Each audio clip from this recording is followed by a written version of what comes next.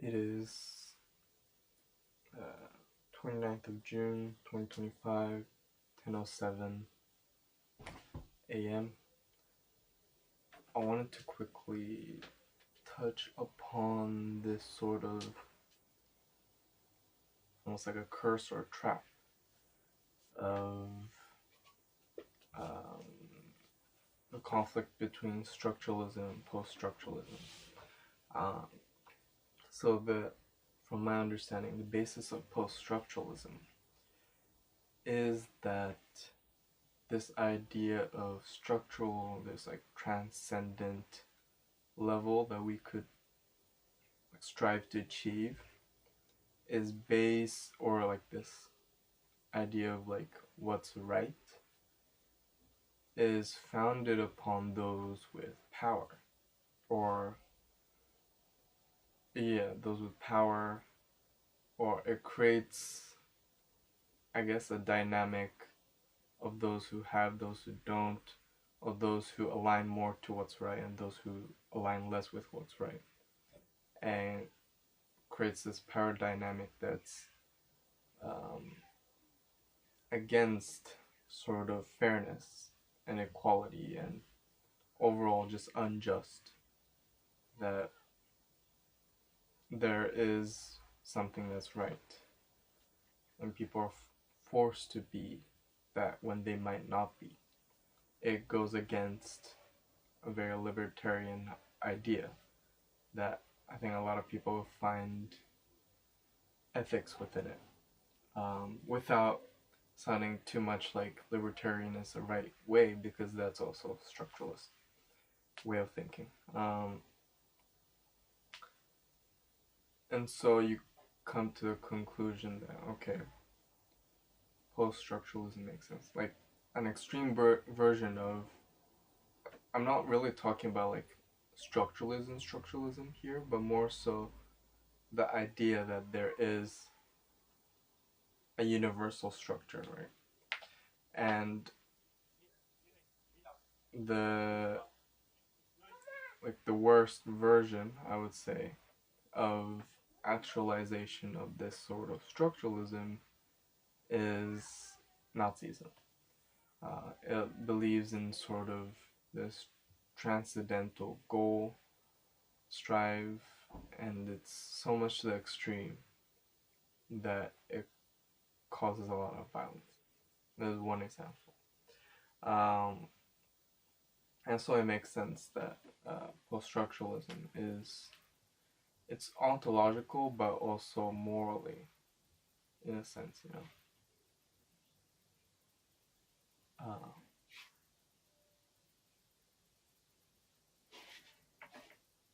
huh.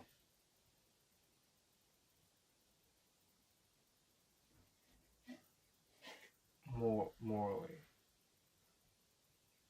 Um, hmm. 1 second. Um, should be fine. Okay. Um, but the issue becomes that, okay, so we sort of respect individuality, that we all have differences, and that there's no universal right. But then the thing is that maybe there's certain things we can come to agreement on, but a lot of us have different values and ideas, and but we live in a society, so we need some level of congruence, but there's going to be eternal conflict, because if we agree, then that goes, we create a sort of, well, okay, before we agree, the point is that we don't agree, right? Because that's the libertarian, the relativism ideal, that we don't agree, that all of us are right in our way. But then we live in a state where we have to be communal, or at least we have to share something, um, and therefore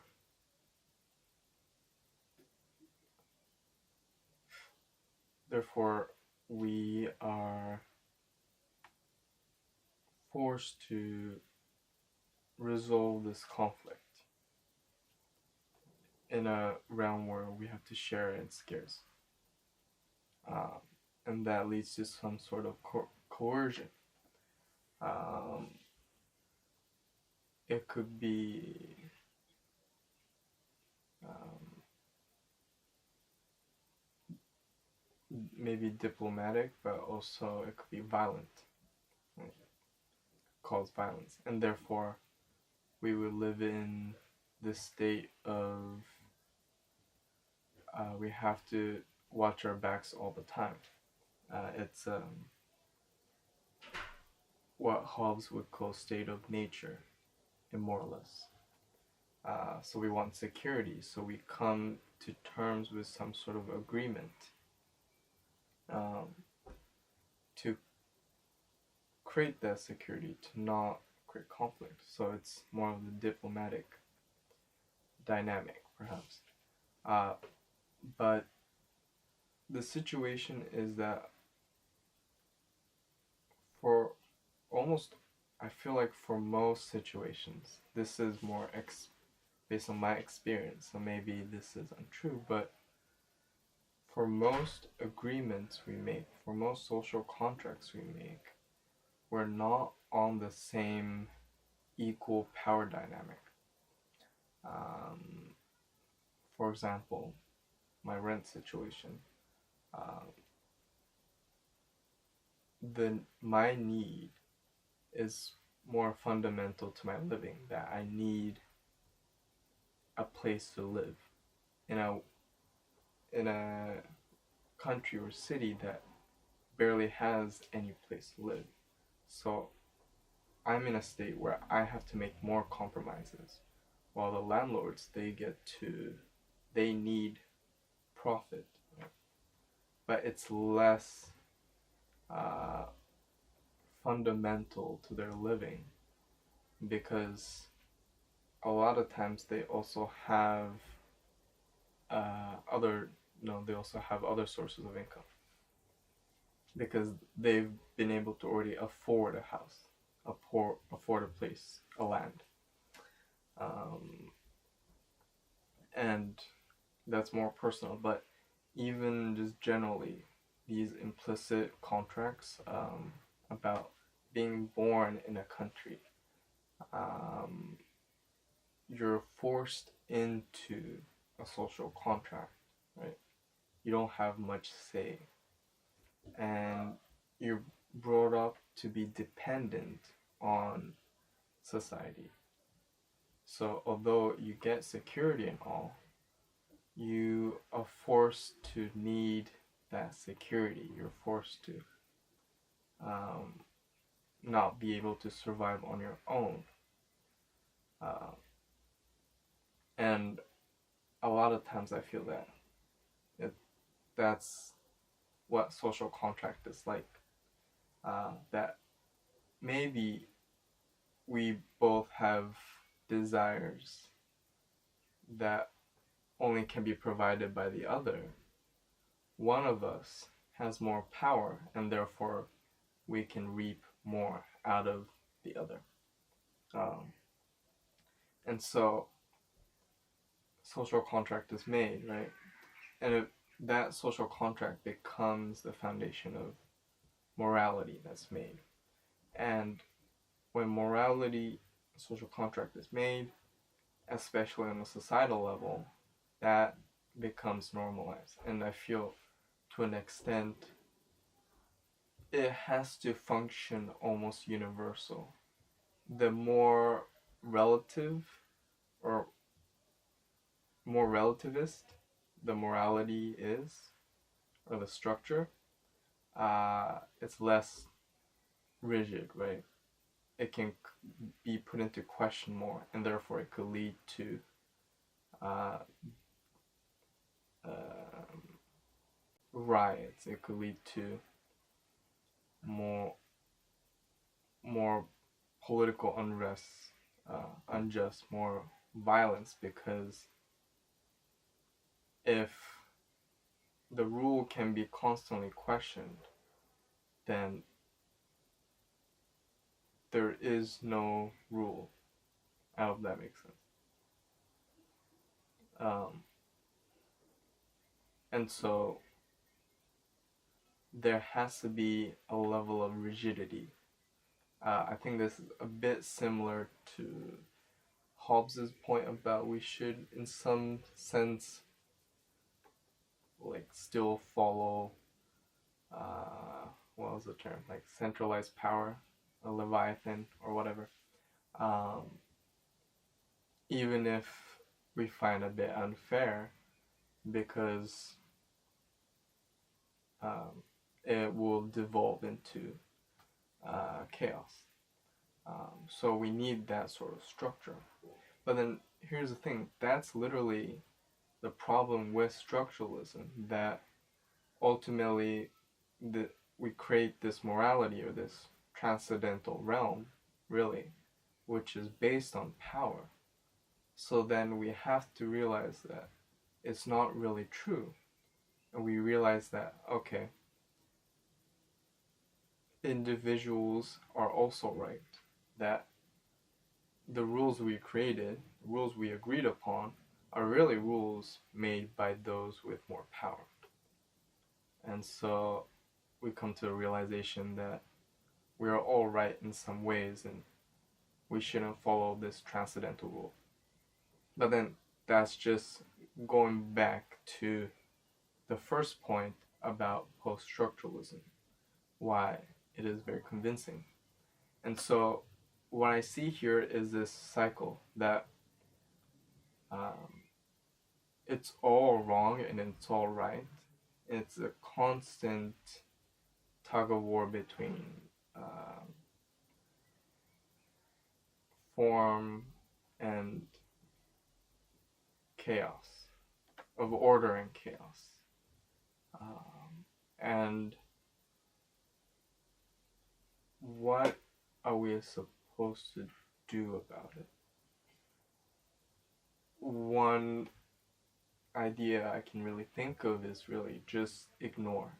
That at the end of the day, if we ignore, we stay ignorant, just focus on what's in front of us, things will keep moving, things will stay. But in a sense, that is a struggle for me, because I am so focused on libertarianism that I just cannot conform. I feel so much of myself being suppressed that I try to, try to figure out a way to be happy. I feel like I'm always compromising and I'm never getting there, And that could be also a problem of my perspective, or I try to create this model, the telos of life, to reach contentment. And one way to reduce the difference between the ideal and reality is to deal with your expectation or your acceptance. And maybe that is the problem I have, that I need to work on. But also people talk about this. It is an issue that there is a cycle of chaos and order of society, that it just doesn't work, because we're fundamentally individual, but we also fundamentally part of society. And so maybe what we need is extensive mediation between all of us, that we should, the one way to sort of maintain a unity, even though it seems paradoxical, maintain unity between individualism or hyper-individualism and hyper-communalism.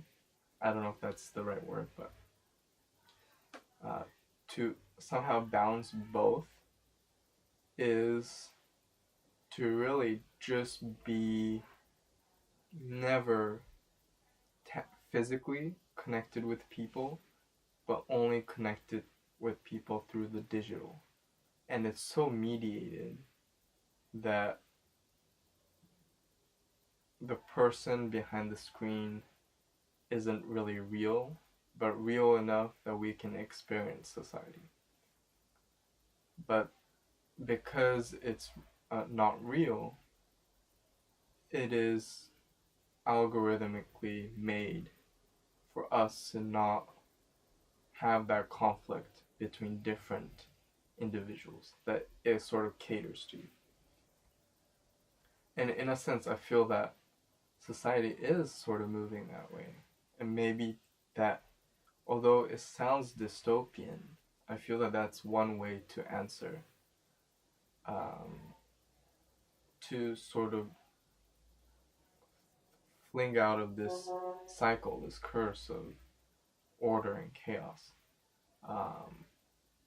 Because at the end of the day, our experience as an individual or our experience as part of society is experienced as phenomenological.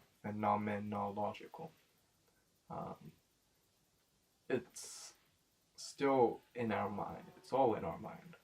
So why not resolve this by creating a crazy amount of hyperreality, crazy amount of layers of hyperreality? Because we're living in hyperreality anyways, right? I feel that's sort of a bliss that we can achieve. I think, this would sound dystopian, this would sound really sad, only because of our cultural values and norms of this generation. You know, several decades later, or maybe only a few years, honestly, as our digital development further exponentially grows, I think this could be more and more of a reality. And maybe I can't fully appreciate it, but with this, I feel like I can sort of, at least if it comes, I can understand and accept. Or maybe there is another way. That's something I'll have to toil and think about. But at least for now, the one solution is this hyper individual society mediated by technology for communalism. That's how I think. Or maybe the whole point is not to really resolve this chaos, but at least I need to resolve it. So that's what I can think of.